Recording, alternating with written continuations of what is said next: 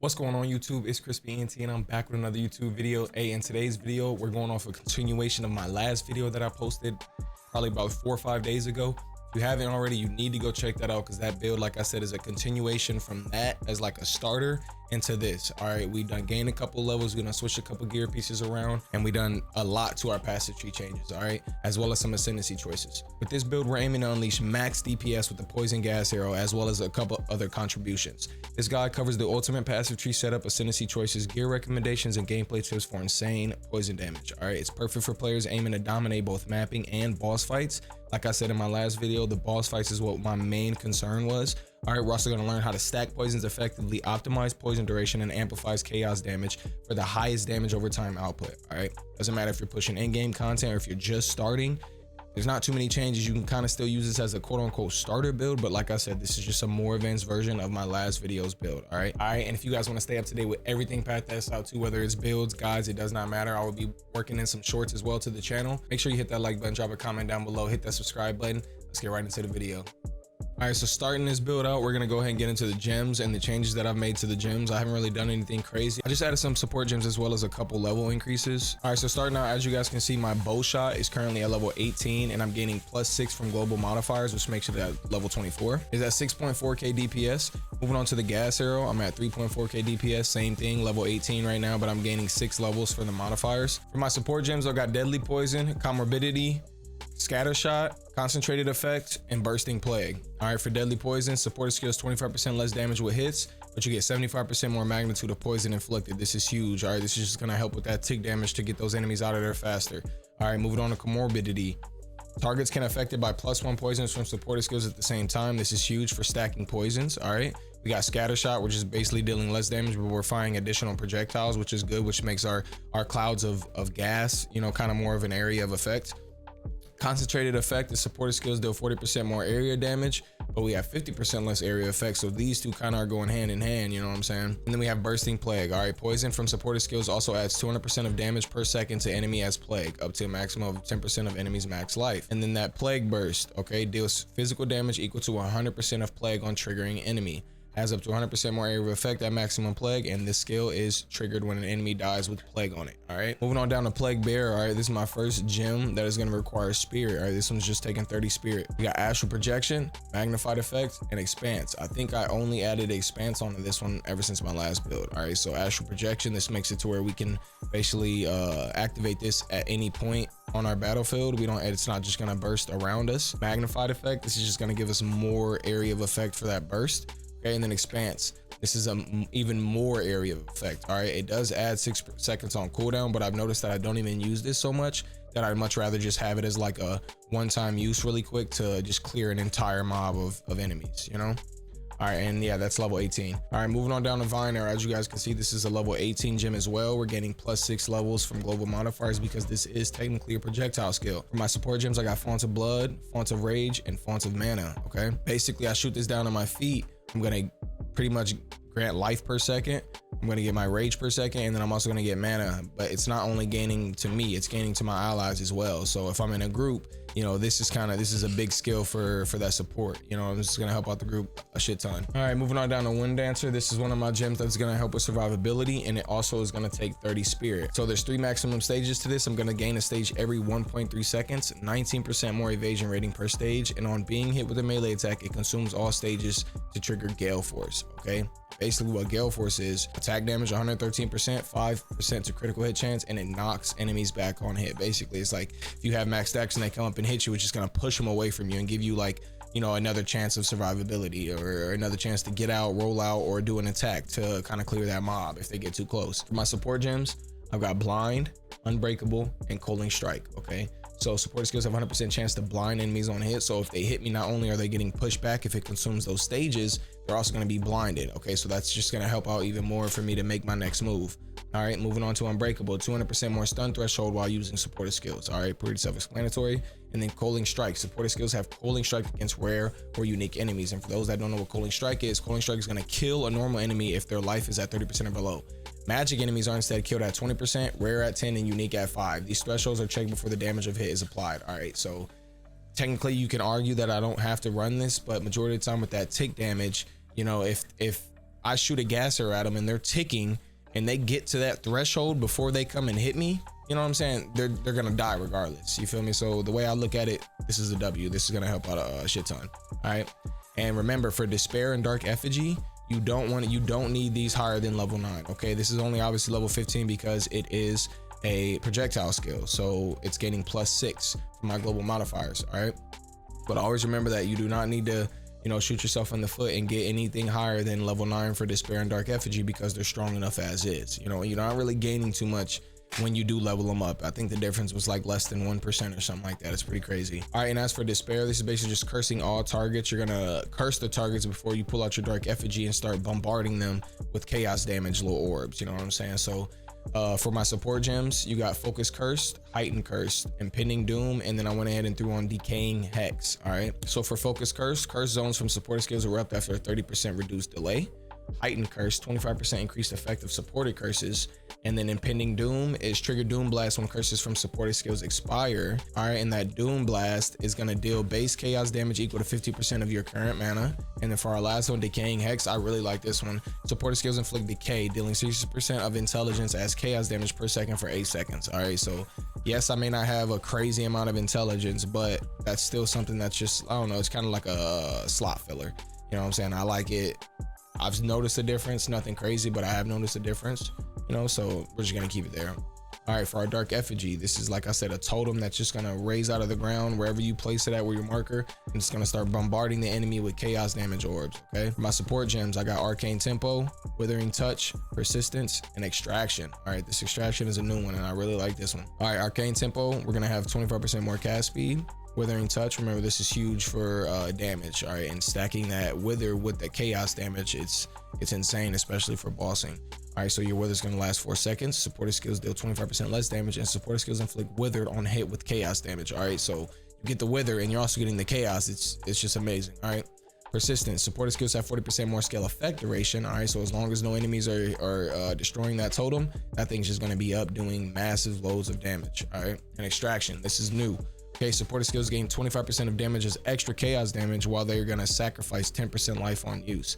That 10% ain't shit, let me tell you something. All right, like literally I went and put it on and I was like, man, get out of here, I'm throwing this shit on. All right, so we're getting another 25% of damage as chaos damage with the chaos damage gem. All right, it's beautiful. This is fairly new too. Once I went and did the Azak Bog or whatever, the got that 40 spirit, I went ahead and got Herald of Plague. I had this on before, but then I switched it out for the other two because they're stronger. But then now that I have Reserve Spirit, I went ahead and got this. All right, so as you can see, my Herald of Plague support gem is level 18, but I'm gaining 1 level from support. It does cost 30 spirit. Okay, this is going to spread the most damaging poison on enemies you kill in a 1.8 meter radius, 28% chance to hinder enemies on spreading poison to them. All right, hinder is a debuff that slows movement speed by 30% unless otherwise specified. Okay, so this is like just an all-in-all build. All right, it's just tick damage over time. You know what I'm saying? It's a type of like debuff build too. There's a lot of debuffs going on with our curses and the supported gems from our curses, as well as this right here, you know. And for our support gems, we got Clarity and Chaos Mastery. All right, for Clarity, we're gaining 30% increased mana regeneration while a supported skill is active. All right, with this build, you are gonna notice that it is very mana intensive. All right, it's gonna consume a lot of your mana. You know, you're probably gonna be popping a lot of flasks. So I try and fit in some mana regeneration where I can. All right, and then right over here on Chaos Mastery is just +1 level to supported chaos skills. All right, so that's gonna do it for my support gems. I don't really see myself moving anything around too much. I might start implementing some changes as I go on. I haven't really noticed anything that's too drastic, but yeah, we might end up getting some more spirit on some gear pieces and stuff. But with all that being said, let's get on over to the gear. All right, so for my gear, a lot of it is the same as the last build, but I did switch out a couple things. I think I switched out my amulet. I got new boots, upgraded to some better snake bite bracers, and I did get a new quiver. I'm pretty sure I switched around the rings too. Start out with the bow. So I do have a max 20% quality bow. All right, I do have 2 iron runes in it for that 40% increased physical damage. I have an implicit bow attacks fire an additional arrow, 117% increased physical damage. I'm adding 22 to 35 physical damage, 79 to accuracy, 3.77 to critical hit chance. I'm gaining 29 life per enemy killed, and I'm leeching 4.76% of physical damage as mana.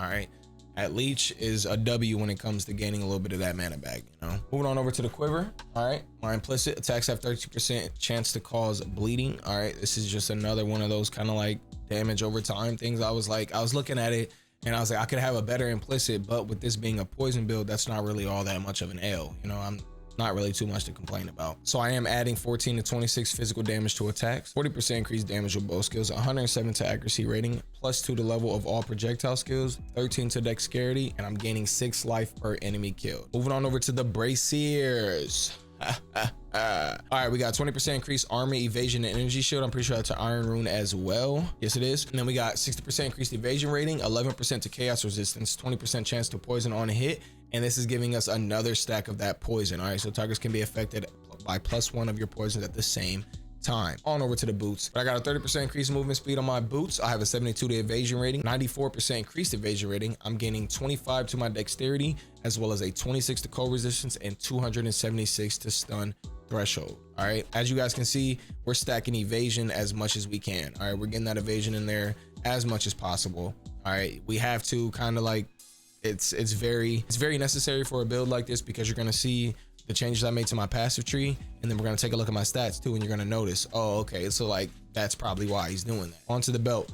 My implicit, I got a 12% reduced flash charges used. All right, I'm getting 137 to max life, 81 to max mana, 7% increased flash life recovery rate, 24 to fire resistance, 20 to cold, and 22 to lightning resistance. All right, I really like this belt.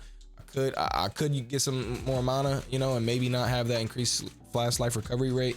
Those probably would be the two that I would like to sub out, but can't complain.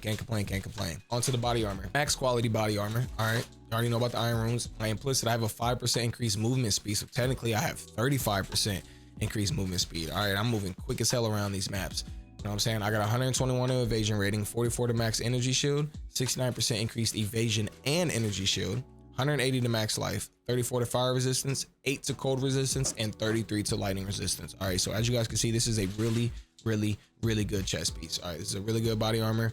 Like, can't complain. Like, yeah, that cold resistance, maybe that can be up a little bit more, but man, this thing is amazing. All right, I know I'm gonna give me a little pretty penny when I sell this once I find something better. All right, on up to the mask. Again, max quality, as you can see.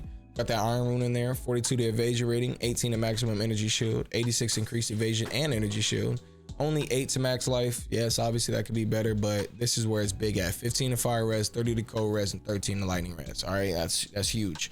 I mean, we out here with these resistances like no other, you know what I'm saying? On to our first ring. All right, another plus 10% to all elemental resistances for my implicit. All right, I'm gaining 14 to 23 physical damage to attacks, 200 to evasion rating, 45 to max life. We're gaining 29 to strength, 27 to intelligence, and 18 to lightning resistance. All right, yes, I know that strength isn't really necessary, but kinda I look at it like it is, because that's my only really push in strength. That way any changes I had on strength for my passive tree, I can just change it to dexterity or intelligence as needed. Moving on over to my other ring, I got another 10% to all elemental resistances, as you guys can see. All right, for my implicit, I'm gaining another 11 to 16 physical damage to attacks. As you guys can see too, as well as my evasion rating, my physical damage is insane. I think that's why my poison is hitting so fucking hard. You know what I'm saying? I have 117 to evasion rating, only 98 to max life. Yes, I know that can be higher. I like to be in the hundreds, well over the hundreds, you know. 16 to intelligence, 12% to lightning resistance, and I'm gaining another 20 life per enemy killed. Okay, on up to the amulet. Look at this thing, y'all. This thing right here. Boop, boop, boop. This, bro, like, oh man, I can't get over it. All right, so look, we're allocating serrated edges on this. So we're gaining 10% increased critical hit chance for attacks, and we have a 30% increased attack damage against rare unique enemies. All right, so that's on top of this. Now our implicit is going to be an 11 to intelligence. All right, moving on to the main stats. 54% increased evasion rating, y'all. 27 increased maximum energy shield, 127 to maximum mana, +3 to level of all projectile skills. All right, that's huge. Okay, remember that.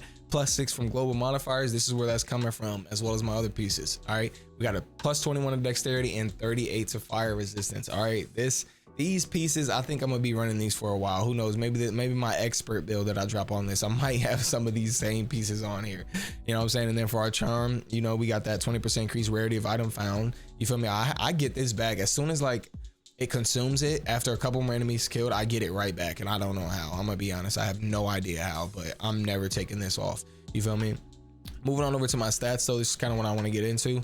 As you guys can see, 1696 life, 987 energy shield. I only got 41 strength with 211 dexterity and 96 intelligence. All right, we are level 82 compared to my last build. I think I was level 64. All right, so we have gained a little chunk in levels. All right, but pay attention to this. You guys see my evasion rating right here, 72%, 7,360. Okay, if we go over to my passive tree though, notice acrobatics. I can evade all hits, but at the cost of 70% less evasion rating. All right, so let's say I wanted to go ahead and take this off, right? If I wanted to take that off, look what my evasion rating actually would be. I'm actually sitting at a 90% with 24,585 evasion rating. It's kind of insane, you know what I'm saying? But like, I don't know, I just feel like having that much is a little absurd, you know, but I'd much rather have that evading all hits for the acrobatics, which is huge. You know what I'm saying? So that was one big change I made. As for my passive tree, but yeah, that's pretty much gonna do it for the stats. As you guys can see it, I have 91% fire resistance, a little too high, 78% lightning, which is borderline perfect, 21 chaos, can't complain about that, and then 64 cold. So obviously if I could maybe implement a little less fire, get some more cold and chaos in there, we're gonna be chilling, you know. Onto the passive tree for the final touches on the build. For my ascendancy choices, I obviously still have the contagious contamination and overwhelming toxicity. Probably never gonna take these 4 off. And then I went ahead and got my third ascendancy points, and I added on the +6 to passive skill points. All right, so as you can see, it grants 1 passive skill point here, and then I got another 6 here. I went ahead and started working my way. I didn't change anything up in this area. I went ahead and started working my way down here. Okay, we added another jewel. I don't know if I had this on in my last build, but I have this for I have the Carry On Creed Emerald Jewel on here. And then we went down, added 2 intelligence. And then I got these 2 nodes up here, fast acting toxins, which is damaging ailments, deal damage 12% faster. And then I have wasting, which is 15% increased duration of damaging ailments on enemies and 30% increased damage with hits against enemies affected by ailments. All right, so if you guys don't know, you have your ailments, which are your bleeding, ignite, and poison. Those are different from your actual status effects that you're applying, your elements, you know, your fire, your cold, lightning. So yeah, those are some changes I made. I branched down there, got those up there with those skill points I had. What else did I do? Can't remember if I had Kite Runner on my last build too, but yeah, this is pretty much the entire passive tree here. I'll start at the top, scroll it down for you guys. You can pause it wherever you need and see what I have. Maybe even help me out, see if there's any changes I can make. You know, right now I'm currently, as I level up and progress and get more, I'm trying to find some more passive skill points to get into some mana regeneration. You know what I'm saying? I want just a little bit more mana regen. You feel me? I do got these nodes up here, but